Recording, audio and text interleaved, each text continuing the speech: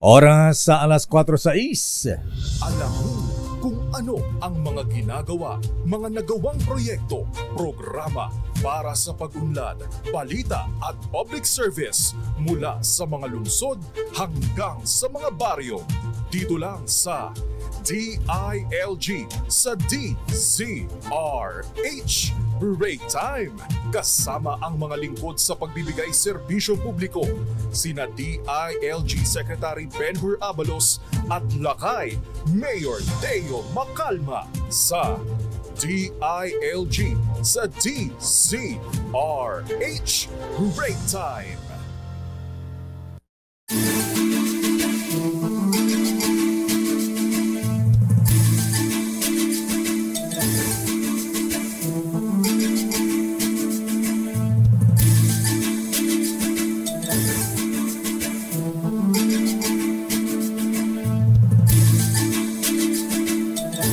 Magandang hapon Luzon, Visayas at Mindanao. Ngayon po ay Miyerkules, September 27. At welcome po sa DILG sa DZRH Break Time.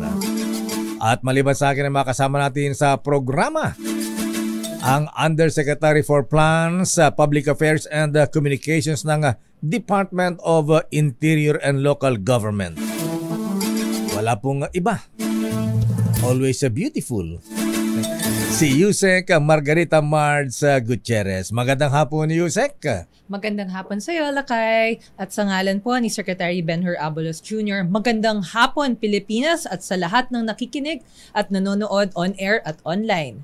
Ang DILG po ay inyong makakasama dito sa DZRH Break Time upang mas mailapit po ang ahensya sa publiko pagdating sa pagbibigay ng serbisyo.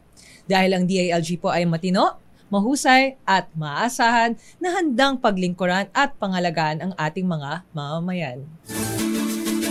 At bilang bahagi po ng mas malawak na paghatid ng balita at serbisyo, ang DZRH po ay live ninyong mapapanood sa DZRH News Facebook page, DZRH News Television sa YouTube, sa aming website dzrhnews.com.ph at sa cable channels nationwide. At para naman po sa inyong mga katanungan, mga nais idulog sa ahensya or suggestions, tayo rin po ay naka-live at pwede nyo kaming mapanood sa DILG Philippines official Facebook page. At bago sa ating talakayan, tumungo muna tayo sa latest happenings at aksyon sa DILG USEC. Correct ka dyan, Lakay Deo. Sa DILG Balita at Aksyon, ating tatalakayin ang latest news and happenings sa aming ahensya.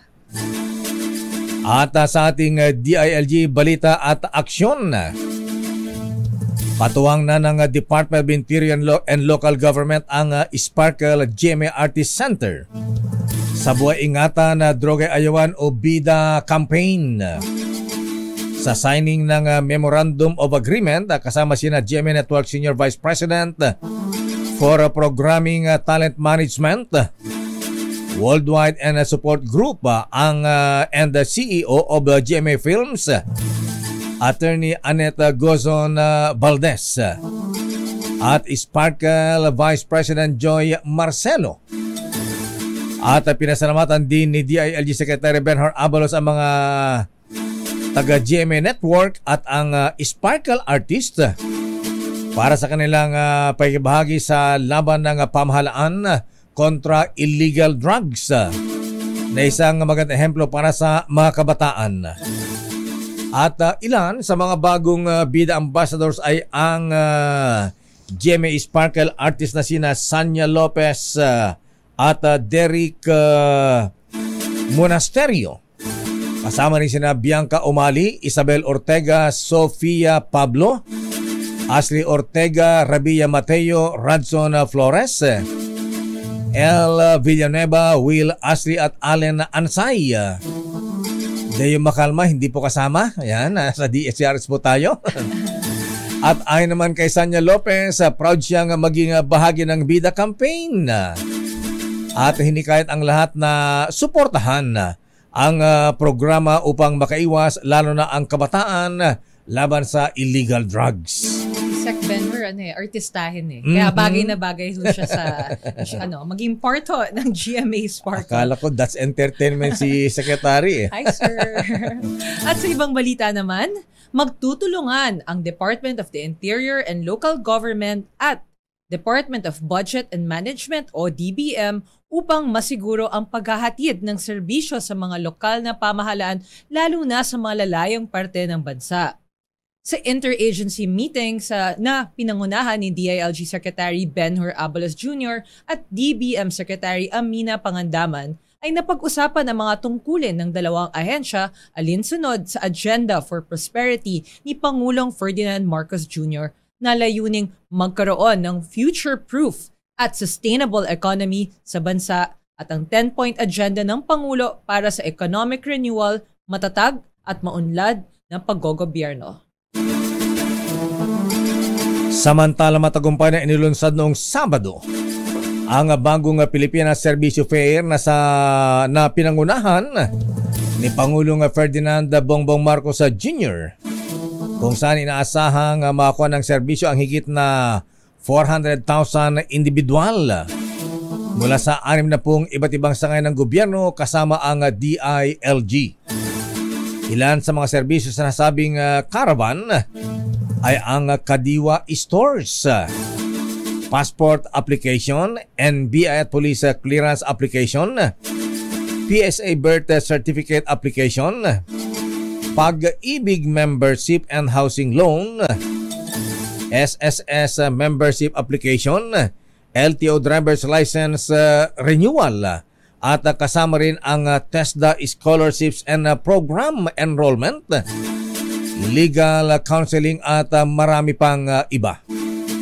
Ang BPSF na pinakamalaking service caravan sa bansa ay inilunsad ng sabay-sabay nitong araw ng Sabado sa Lawag City, Ilocos Norte, sa bayan ng Nabwa sa Camarines Sur, sa Tolosa, Leyte, at sa poblasyon ng Moncayo sa Davao de Oro. Dumalo ang DILG sa ginanap na Synergia Foundation's 2023 Washington CSIP National Education Summit na ginanap sa PICC nitong nakaraang linggo. Sa nasabing summit, ibinahagi ng mga kalahok na local chief executives ang mga best practices ng kanilang lokal na pamahalaan upang mas pag-iktingin ang kalidad ng edukasyon sa bansa. Ginawaran din ng Seal of Good Education Governance ang mga LGUs na nagpakita ng dedikasyon sa pagpapataas ng student participation, improving survival rates, at reducing non-readers. Sa iba pang balita, pinangunahan ni Pangulong Ferdinand Marcos Jr. ang oath-taking ng Philippine National Police General sa Palasyo ng Malacanang nitong nakalipas na linggo. Sa kanyang talumpati, sinabi ng Pangulong Marcos sa mabago general na panatilihin ang kanilang integridad sa lahat ng oras at manatiling matatag sa kanilang pangako sa serbisyo publiko kahit nasa gitna ng maraming hamon na kinakaharap ng police institution. At nanawagan din ang Pangulong Marcos sa mga miyembro ng PNP na iwasang masangkot sa korupsyon at pang-aabuso upang makuha ang tiwala ng mga tao at binigyan din ang zero tolerance policy ng kanyang administrasyon para sa katiwalian at mga pang-abuso sa karapatang pantao sa pwersa ng pulisya. Ang 57 newly promoted star rank PNP officials ay binubuo ng 4 na police lieutenant generals, 10 police major generals at 43 police brigadier generals. Nakikiisa ang National Youth Commission, Calabarzon, bilang pangunahing tagapagsalita sa enhancement training for Yakap Bayan and Institutionalization of Barkada Kontra Droga program na magkatuwang na inisyatibo ng Municipal Government ng Los Baños at ng Dangerous Drugs Board. Ang 2 araw na training kasama ang mga punong barangays, SK chairpersons, barangay secretaries, DepEd coordinators at guidance counselors pati na mga student councils mula sa secondary and tertiary schools sa Los Baños ay advokasya upang isulong ang healthy, drug-free lifestyle, drug-free schools and communities at gabayan ng mga estudyante at youth leaders na manguna sa advokasya para labanan ang paggamit ng illegal na droga. Samantala nakiisa ang DILG sa first National Firefighters Forum ng Bureau of Fire Protection itong araw ng Lunes na layuning pag-usapan at repasuin ang mga emergency response protocols at pagtibayin ang road safety para sa mas ligtas na Pilipinas. Sa mensahe ni DILG Undersecretary Margarita Gutierrez, parang kilala ko yun ha? Mabait daw yun. Ayan, hindi lang mabait, maganda pa. Ayan, ay pinasalamatan ng kagawaran ang dedikasyon at sakripisyo ng Bureau of Fire sa serbisyo publiko at kabayanihang ipinapakita ng fire volunteers para isaalang-alang ang kaligtasan at kapakanan ng taong bayan sa sakuna, lalo sa mga sunog. Patuloy ding maglalaan ang DILG ng pondo para maipagpatuloy ang modernization at upang masapalakasin ang kakayahan at kapasidad ng BFP kabilang na ang pagbili ng karagdagang fire trucks at pagpapatay ng mga fire stations sa iba't ibang bahagi ng bansa. At yan ay ilan lamang sa balitang hatid ng DILG sa ating pagbabalik, Yusek. Abay, pag-usapan natin ang Senate Bill 2449. Ano ito, Yusek? Yung reforma. Reorganization pa ng PNP. I-reorganize ba ang Philippine National Police? Ha? Anong klaseng reorganization nito, ha? Bigatin daw po. Wow. Balita ko, bigatin daw ang ating may interview. Makapanayam mamaya. No, so, malalaman po natin yan mamaya. Aba, oo nga. Heavy ito, tsaka parang rockstar ito, ha? Rockstar talaga. Rockstar talaga, ha? Babalikan po natin mahabigan ang isyong yan at syempre may makapanayam tayo na isa pong dating mataas opisyal ng PNP at syempre ito po ay nasa Legislative Department ngayon na ating pamahalaan. Legislative Department. Isa na po siyang mambabatas. Yan po ay sa ating pagbabalik. Oras sa ganap ng alas 4:19. Buhay ingatan, droga'y ayawan! Sa laban na ito, pinapangako ko sa inyo, seryoso tayo rito. Hindi tayo matatakot dahil sama-sama natin lalapanan ang droga. Yan ang gagawin natin. Dahil dito, bida ka. Buhay ay ingatan, droga ay ayawan. Bida tayong lahat sa kampanya laban sa illegal na droga. Kaganapan, DILG, balita at aksyon.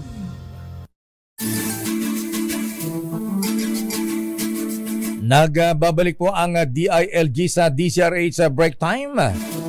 At tatalakayin po natin ngayon ang Senate Bill number 2449. Ano nga ba ito? Upang may sakatuparan ang reforma para sa Philippine National Police. Tama ka dyan, Lakay. At para po ating malaman ng iba pang detalye kaugnay sa pagpasa ng Senate Bill 2449, an act providing organizational reforms in the PNP, ating makakapanayam ang principal sponsor ng Senate Bill 2449. Ang walang iba kundi ang rockstar ng Senado, si Senator Ronald Bato de la Rosa. Magandang hapon po sa iyo, Senator Bato. Magandang hapon sa inyo, si Lakay Dio at si Yusek Margs. Yusek Margs, yes, Yusek Margs. Yusek Gutierrez. Naka-text ko lang sa inyo kanina, sir. Yes, Margs, yes. Sir, salamat sa oras nyo. Alam ko sobrang busy nyo ngayon, especially dyan ngayon sa office. So, thank you po talaga. Thank you po talaga sa opportunity na to. Last day of session kasi namin ngayon. Kaya nararally lahat ng dapat tapusin bago mag-break. So, but anyway, napaka-importante itong paksa na ating pag-usapan, no? Kaya I don't want to miss this opportunity. Thank you so much, para ma-share sa inyo at sa ating mga kababayan yung mga informasyon na dapat makakarating sa kanila. Salamat, sir. Salamat. Sir, kahapon Yes, po ay inihain ninyo ang Senate Bill number 2449 na naglalayong ireforma ang PNP. Kasama na rito ang pagbabago ng organizational structure nito. Ano po ang mga nakapaloob sa nasabing bill na ito? Maraming mas noon nakapaloob ito. Yung we will go to the salient points ng mission na ito. Mayroon tayong mas makikitang 5. Ang importante, unang-una, yung reorganize ng PNP na ito magiging angkop sa pangangailangan ng PNP at sa komunidad. So para maging responsive sila sa kanilang sa environment na kanilang pinagtatrabahuan, kailangan na yung organization nila ay naka-design para mag-address sa mga pressing concerns. So just like yung mga operation ng mga area police commands, no? Naman ito ay sa ngayon ay covered lamang ng NAPOLCOM resolutions, but gusto natin ma-institutionalize ito through legislation. Kaya sinama natin ngayon dito sa ating panapalang batas na itinasa para talagang nakabatas ito at wala na makapagka-question. Senator De La Rosa. Yes. Yes, sir. Senator De La Rosa, sir, ay kasama nga ba dun sa nilalaman ng bill, reforma, yung yun daw pong pagtatalaga ng Chief of Police ay magmumula sa mga mayors, gobernador, papunta sa chief ng PNP. Ayan, gaano katahalaga ito, Senator De La Rosa, sir? Yes, yan yung pangalawa na gusto kong babanggitin na feature nitong mission nating pinaka ngayon. Yung pagtalaga ng mga chief of police at mga provincial director ay inilipat natin from yung provincial director na ito kita talaga ng gobernador at yung chief of police ay ang pipili ay yung mayor.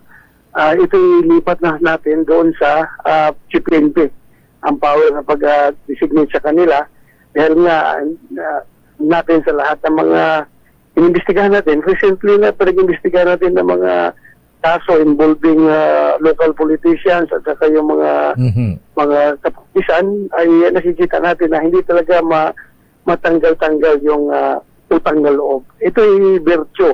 Diba, virtue ito, Pilipino virtue ito. At minsan, ito ay nagkakaroon din ng hindi magandang implikasyon towards sa professionalism. Dahil nga, nagkakaroon ng utang na loob yung isang opisyal sa isang politiko at parang utang na loob niya doon sa nagtunig sa kanya na may talaga siya. So, most likely, kahit pa paano, meron rin itong epekto sa kanyang pagnanais na to implement the law without fear or favor. Kaya, minabuti natin na doon sa chief PNP ito na power. But then again, hindi naman natin tinanggal talaga totally yung control ng local chief executive sa PNP. So, dahil nanatili pa rin yung kanilang operational control and supervision over the local police units na nasa kanilang kinasakupan.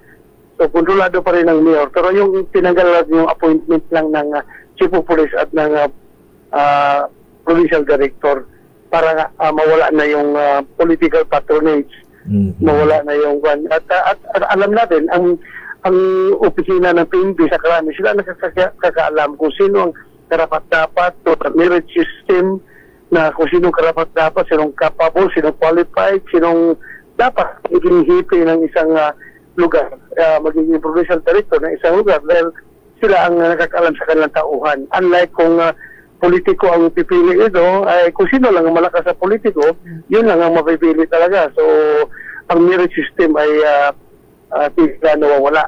So, yan ang isang reform na gusto nating ipasa. Agree ako sa inyo, Senator. Ang loyalty po dapat nasa tao at hindi po sa local chief executive po. Yes.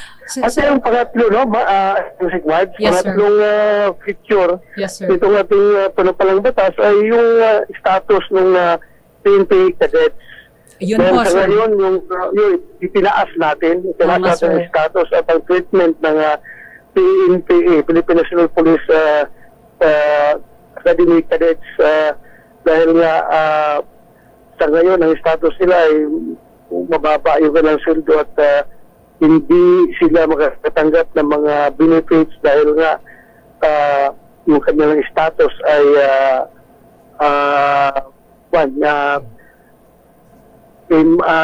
temporary. Hindi sila, parang hindi sila government employee ang treatment sa kanila. So sa ngayon, ginawa natin na yung kanilang they're considered as employees of the national government, and yung salaries nila ay nasa ang range of salary na katumbas ng isang senior executive master sergeant. So nakakahimura nito sa mga kadete at makadagdag dito sa kanilang motivation na magiging snappy at tapat sa kanilang tungkulin. At pangatlo, pang-apat ay gagawin natin na 57 years old na ang retirement age ng PNP. Sa ngayon kasi 56. Ang Armed Forces of the Philippines ay ginawa natin 57. So, pinantay lang natin sa Armed Forces para pareho sila. Synchronize yung kanilang retirement age. Lastly, no, ito yung pinaka-importante na features ng bill. Feature ng ating mission ay yung para ma-address natin yung perennial problems encountered by the PNP leadership, particularly some rogue members of the police force. No? Under this bill, the chief of the PNP shall have the authority to immediately order the preventive confinement of air and PNP personnel while being investigated and or charged with a crime. They may be put in a place of confinement which shall be limited to barracks, quarters, or in designated facilities similar to the military. This authority may also be exercised by the area police commanders, regional directors, provincial directors, district directors, and concerned chiefs of police. This is a very bold move dahil nga sa ngayon na problema tayo palagi dahil hindi na military yung PNP organization. It is civilian in nature and national in scope. Kaya nga kinakailangan palagi yung naabuso kasi itong due process na sinasabi natin. Pag walang kaso, hindi pwede ikulong. Unlike sa military, kapag gumawa ng kalukuhan yung kanilang tauhan, ay talagang stockade ka kaagad. At so, gusto natin i-adapt yan dito sa PNP para sigurado tayo na yung mga abusado ay kahit na wala pang warrant of arrest na lumabas, hindi pa pailan ng kaso, ay sila ay mapigilan na kaagad na makasibat, makalayas, or maka-influence sa investigation kaso na kinakanilang kinasangkutan. So, yan po, yan yung pinakamagandang picture na nakikita ko na dapat talaga ay may sa batas para ang disiplina. Ay palagi tayo problema natin yung mga kalawag na pulis, yung mga ninja cops, na mga papalik-palik na lang sa kanilang ginagawa. Ito na ngayon, pag merong informasyon na kayo gumawa ng krimen, automatic kalabuso kayo. Pwede kayo kulong ng yung chief of police. Ayun. Senator De La Rosa, sir, balihan ko lang yung PNPA. Kayo po ay alam namin na kayo ay graduate ng Philippine Military Academy. Ayan, ito bang reforma sa PNPA medyo ginagaya niyo ba yung PMA? May mga kahalintulad ba doon na Senator De La Rosa, sir? Yes, more or less yan. Kasi yung sa PMA ay equivalent to Master Sergeant yung ranggor ay yung ano, yun na rin ang ating sinunod. They are considered as government employees. Hindi sila yung parang contractual lang. Apo. Sir, very historical po itong isinulong niyo po na batas. Gusto ko pong malaman po kung may ano po bang sentiments po ng mga nakausap niyo po, mga taga PNP po sa pagsulong niyo po ng Senate bill po na ito.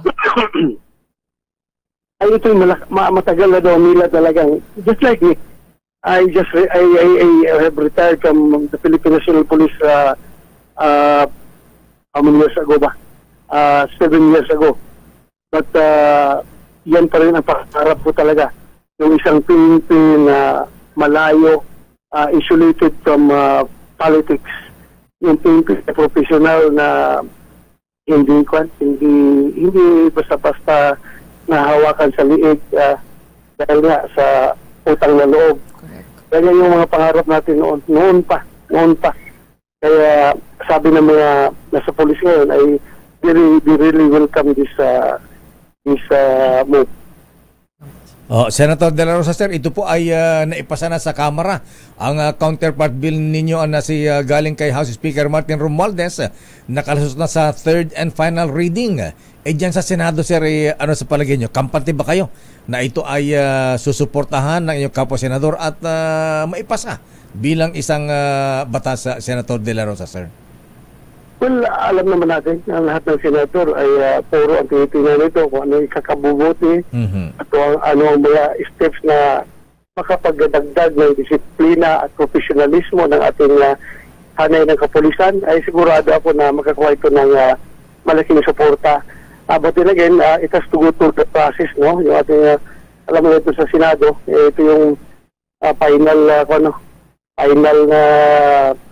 question of sa paggawa ng batas, kaya talagang dadaan ito sa proseso, and I'm confident na we can get enough votes to pass this mission.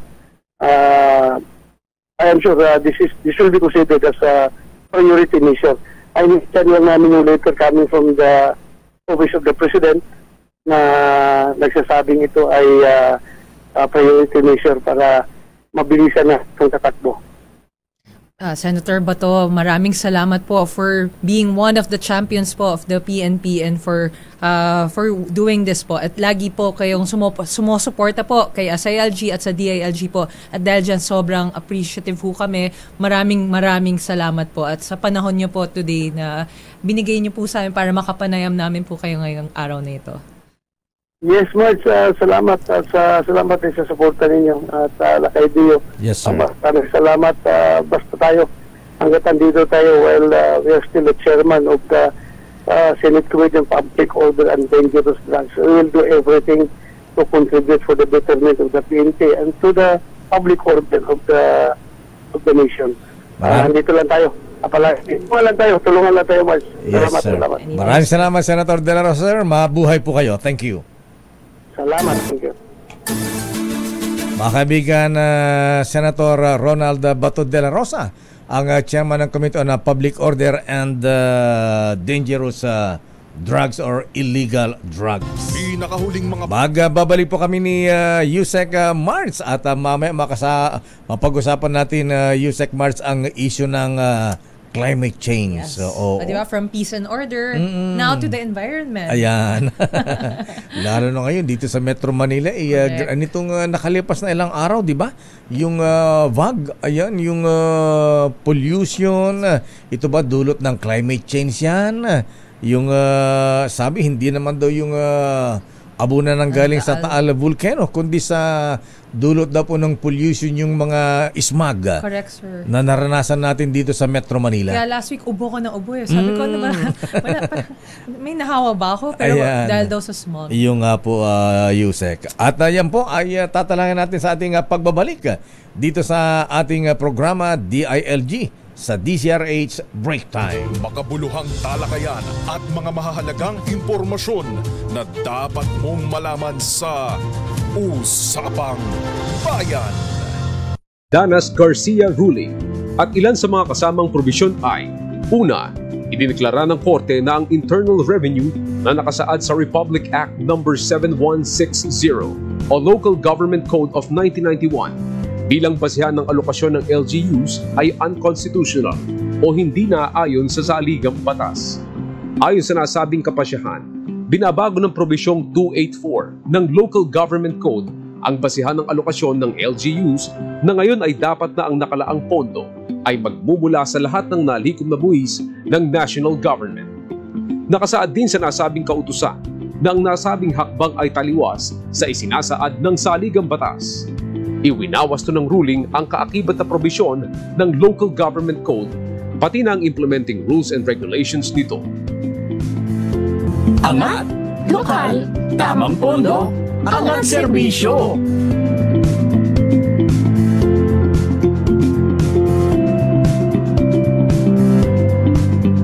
Kaganapan, DILG, balita at aksyon.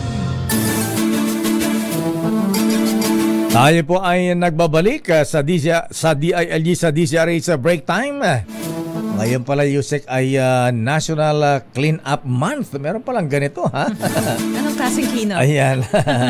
Kaya atin pong talakayin ang ginagawa hakbang ng pamahalaan upang solusyonan po ang mga problemang kinakaharap ng bansa dulot ng climate change. Tama ka dyan, Lakay. Isa sa pangunahing prioridad ng ating pamahalaan ang mitigation ng climate change.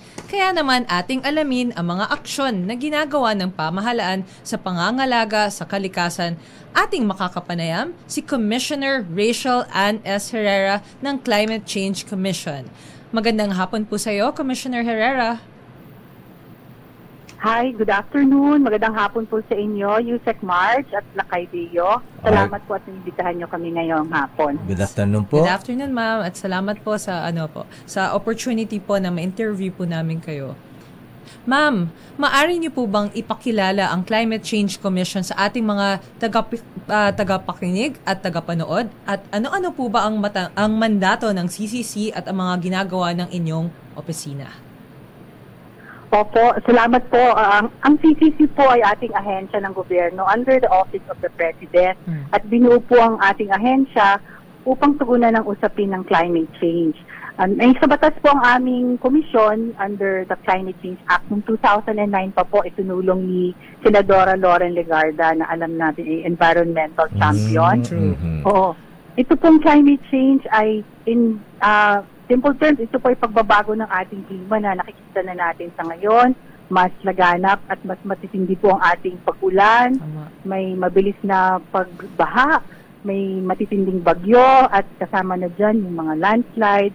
At meron ding sa opposite naman, minsan ay napaka-tuyo, no? May drought o tagtuyot sa ating mga probinsya. So, iyan po ang ating gustong solusyonan at ang ating pong Climate Change Commission kasama ang ating mga local government units ay gustong tugunan ang mga problema sa komunidad na sila naman ay frontliners sa climate change problem or tinatawag na nga po ngayon na climate crisis. Kami po sa CCC ay naghahain po ng mga polisiya at nagko-coordinate din po kami ng mga government projects at programs sa adaptation po, paano ba tayo mag-aangkop ng ating mga sistema para tayo ay mas magiging disaster prepared at resilient sa climate change at para maging matatag po ang bawat komunidad sa mga panganib na dulot ng climate change.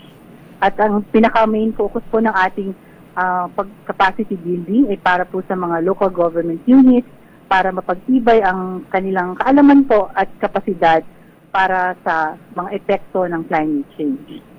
Commissioner Herrera, mama, bilang lead policy-making government body on climate change, ano po ba yung kasalukuyang programa o hakbang, mga specific programs ng CCC upang tugunan ang problema ng bansa sa climate change at of course, yung pangalaga sa ating environment, kalikasan na Commissioner, ma'am? Ano po yung mga specific programs po ninyo? Opo, marami po tayong mga programa pero pwede ko pong unahin siguro Please, yung mga polisiya. Yes, Opo, ma'am. kasi yun yung pinanggagalingan po ng mga programs on the ground.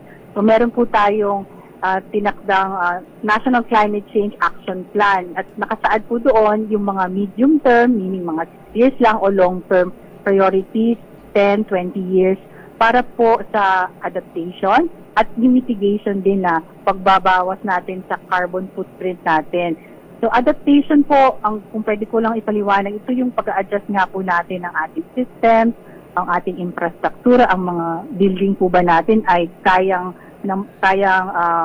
salubungin yung mga malalakas na hangin or they will stand strong against typhoon or capacity din ng mga community to face yung mga early warning.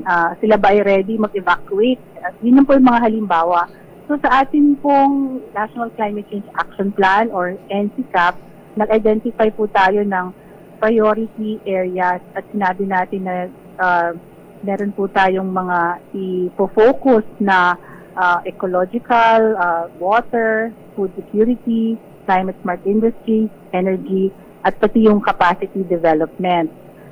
Yun naman pong sa side po ng carbon footprint. Kasi kailangan po natin i-connect ito sa bakit ba po may climate change? Dahil nga nagbubuga sa pagbuga ng fossil fuels na greenhouse gas emissions na siyang nagpapainit po ng mundo. Kaya ito yung na-experience na natin ngayon sa pamamagitan ng ito pagbabago ng klima, masyadong mainit, masyadong maraming ulan.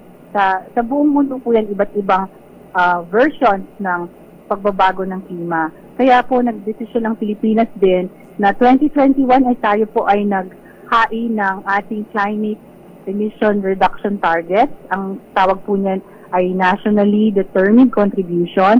At sinabi natin doon, may plano po tayo paano mabawasan ang greenhouse gas emissions ng ating mga main sectors na pinanggagalingan po ng pagbuga tulad ng energy sector, yan po yung sa ating kuryente, sa ating transport, gasolina na ginagamit. Pati na rin po sa agrikultura, yung ating pagbuga po sa pag-clear ng lupain. These are all contributing sa ating pong emissions. Kaya ang atin naman pong pagsasubmit ng NDC ay para po sa ating goal ng buong mundo na dapat ang pag-init lang ng mundo ay hindi lalagpas sa 1.5 degrees Celsius. Alinsunod po sa Global Paris Agreement na kasama po tayo doon. Gusto natin na ang pag-init ng mundo ay hindi naman lalagpas sa 1.5 kasi sabi ng mga siyentipiko, pag lumagpas po tayo ng 1.5 degrees o umabot ng 2 degrees or more, mahihirapan po lahat ng sektor ay mahihirapan, agriculture, all our ecosystems will be threatened, baka mamamatay na po yung mga coral reefs, no? So may implementation plan po tayo para sa bawat sector na bumubuga ng greenhouse gas and we are working together para lahat po sila ay may plano to reduce. And then lately po, itong taon ay nagsimula na tayo ng ating National Adaptation Plan. So national framework din po ito at pinagsama-sama natin ng ating mga expert, scientists, mga ahensya po, Pag-asa, DNR, NEDA, DOST, Science and Technology, para sabihin na ano yung mga pwede nating i-prioritize na strategies dahil alam na nga natin na nandito na nga po ang climate change at kailangan siyang harapin at ano ang pwede nating unahin at gawin in the next 6, 10, not 12 years, all the way to 2050. Yun po ang time horizon ng climate change. And finally po, gusto kong sabihin din yung ating initiative para sa training ng mga local planners at LGU, yun po yung Communities for Resilience. So, tayo ay nagbibigay ng training para sa paggawa ng bawat LGU ng Local Climate Change Action Plan. Para sa kanilang lugar, alam nila kung ano ba yung mga haharapin ko or kasalukuyan ko ng hinaharap na mga problema. Kung ako ay agricultural province or municipality, ito ang dapat kong bantayan. And then sila po ay tinitrain po namin kasama po ang ibang ahensya din ng gobyerno ng climate and disaster risk vulnerability assessment. And then gagamitin po yung plan para po sa pagpaplano ng investment and development ng LGU. siguro yun po lamang ang pwede kong ibigay na kulang po siguro sa oras. Salamat po. So, Commissioner Herrera, since na-mention niyo na nga po yung NCCAP o yung National Climate Change Action Plan 2011 to 2028, ma'am, ano po ba talaga yung nilalayong nating makamtan nitong pagdating ng 2028? Kasi medyo parang almost 18 years po na plan to, no? Sinimulan po yata as early as 2010. So ultimately po, base po sa lahat ng mga programa na na-mention nyo po, na kalakip po ng action plan na yon, ano po ba talaga yung gusto nating goal po at ma-achieve sa darating na 2028 po? Yes, opo. Yung NCCAP kasi ay gagamitin natin o ginagamit natin siyang blueprint para sabihin na ito yung mga sektor na kailanganin ng tulong. So mula po noong 2011 ay in-identify na natin yung 7 priorities ng NCCAP. Yung unang-una, food security. Yan, kung pag-ani at anong kakainin ng mga bawat pamilya. Water sufficiency. Hihirapan ba tayo sa tubig pagdating ng summer at naman bawat bahay ba ay konektado na sa potable and clean water. Tapos ecological and environmental stability. Ito naman yung pag-reforest natin, yung ating mga wetlands ba ay healthy at tinutulungan yung mga marine yung mga isda para manganak at maganda ang ani ng huli ng ating mga mangingisda. Tapos may human security aspect din po. Nandito po yung kalusugan na nakita natin ng COVID ay napakahalaga din sa kasama siya or link siya sa health ng community at ng even the whole world in the country. Tapos yung climate smart industries, nandito po yung mga teknolohiya kasi ang dami na pong mga green technologies ngayon, mga innovation na mukhang hindi na tayo dapat dependent sa coal o gasolina kundi electric na and mas digitalized na, digital, so less carbon footprint, less travel. And pang-anim po, sustainable energy, itong malinis na sources ng energy, renewable, malakas po ngayon ang solar. At nakikita na rin natin po yan sa mga mall at mga ilang bahay. And also yung wind po.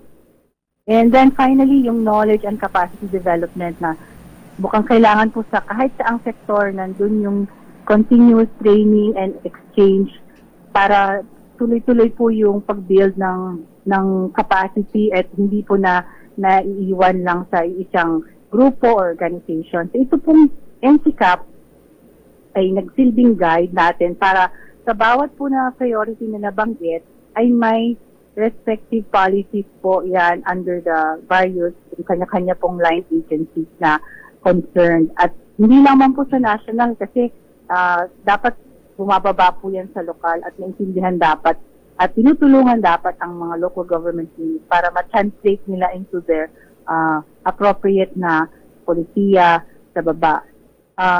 Tapos po itong NCCAP ay essentially pagbibigay ng kaalaman po no, sa epekto ng climate change. Pero in-update po natin ito kasi nagbabago na rin po yung siyensya. The science is telling us that parang mag-aabot tayo ng 1.5 pag hindi tayo nagbawas ng carbon footprint in the next 10 years. This decade, 2030, is the critical decade. So, ina-update po natin yan ng tuloy-tuloy. Okay. Commissioner Herrera, Mama, ano ba ang maitutulong ng DILG at maging ng ating mga lokal na pamahalaan? LGUs dito pa sa pagpapatupad ng NCCAP. Sa kasalukuyan ba may partnership o pagtulungan ang mga LGUs, DILG at saka sa inyong tanggapan, Commissioner Herrera, Ma'am? Tama po, kami po ay partner ng DILG mula pa po nung nasimulan niyang Local Climate Change Action Plan na nasa batas din po ay kailangan i-submit ng LGU. So ang gusto po natin ay may quality assurance po ang bawat plano ng LGU kasi hindi pwedeng magkopyahan lang o kung ito ang itsura ng aking munisipyo o syudad, hindi dapat kapareho nung katabi ko. Baka naman magkaiba kami ng mga problema at iba yung aming geography, iba yung aming mapping and urban zoning.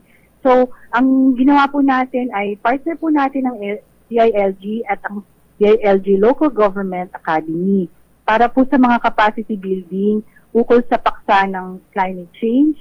So when we do training po sa LGU, kasama po ang DILG LGA. At in fact, pinulungan po tayo ng DILG na mas mas urgent po ang pag-submit. Kaya nakita natin, ngayon, tumaas po, malaki po ang tinaas ng pag-submit ng mga LGU ng plano nila sa CCT.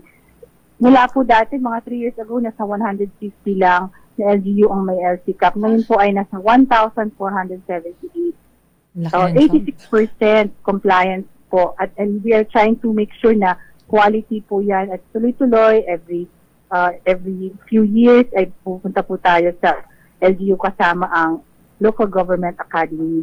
Kaya tuloy-tuloy din po kasi ang challenge na palakasin ng adaptation or adaptive capacity ng ating mga local government units.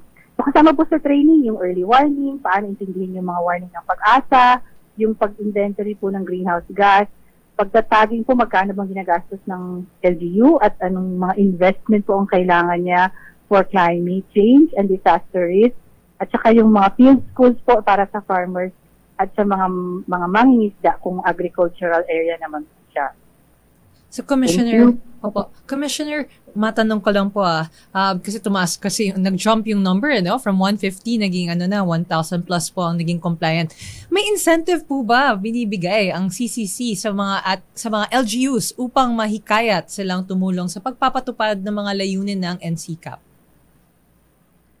Sa ating pong pakikipag-capacity building, ang amin lang po talagang incentive is the training itself at we're trying to be in touch with all the LGUs. Meron po kami binuong network na Act Local for Accelerating Climate Action and Transformation for Local Communities. So, kung in terms of monetary incentive, meron naman po sa batas na meron pong pondo actually na People Survival Fund na pwedeng applyan ng mga LGU. May pondo po yan na 1 billion po mula ng 2015. Opo sir, kaya lang may mga challenges po ngayon sa disbursement, and we're trying to enhance yung access po niyan. Kaya doon po tayo sa training nagpo-focus para may LCCAP po yung bawat LGU at nandun po yung kanyang climate projections and planning. Yun po na magagamit naman nila. Commissioner Herrera, meron ba kayong datos sa Climate Change Commission kung alin po ang mas nagdudulot ng pollution, yung bang mga sasakyan o mga factories? Opo, yung datos po natin kasi nakikita natin ang pinakamataas na pinanggagalingan ng pollution ay talagang nasa transport po. Malaki po kumpara sa mga factory. Opo, and then nandyan po yung power generation sa kuryente. Kaya importante po na magtipid din tayong lahat sa paggamit. Pag hindi naman kailangan gamitin, i-unplug po yung appliance. And then yung transport, mas maganda talaga ma-develop po yung ating public mass transport para hindi na po kailangan magkotse kung isa lang o 2 tao o malapit lang naman po yung biyahe. Kala ko gumamit na ng electric cars na ang mahal. Yun po, kaya naman. Mahal pa, Commissioner. Sana po lahat na maka-afford na po. Opo. Anyway, Commissioner Herrera, ma'am, ayan, meron ba kayong mensahe sa ating mga taga-subaybay para sila po ay makahikayat at makiisa rin sa pag-aksyon ng pamahalaan sa climate change, Commissioner? Maraming salamat po sa ating mga tagapakinig. Ang gusto lang po namin ay ipaliwanag talaga ay itong problema po ng climate change ay cross-cutting, meaning lahat po ng sektor ay naapektuhan at lahat din po ng sektor ay meron din tayong sino-contribute doon sa problema kung hindi po magbabago ang ating mga sistema. At ang problema po ng climate change, in fact, it's an emergency. Dapat masolusyonan siya ngayong dekada at kasalukuyan natin pinoproblema ito at magdudulot siya ng mas dagdag na effects o problema sa kahirapan, sa edukasyon, kung cancel ang mga klase, sa infrastruktura, kung binabaha, sa food supply po natin, at health, at syempre po doon sa ating natural environment na dapat po nating pangalagaan. At ang amin pong lagi sinasabi sa Commission ay buhay, kabuhayan at kinabukasan ng ating mga mamamayan ang nakataya. Kaya kailangan natin imulat ang lahat ng Pilipino po na lahat tayo ay may dapat pakialam dito at dapat lahat tayo ay may pwedeng ambag to be prepared or ready against disasters. Makinig po tayo sa ating LGU kung pag sinabing kailangan ng lumikas at mag-segregate po tayo ng basura.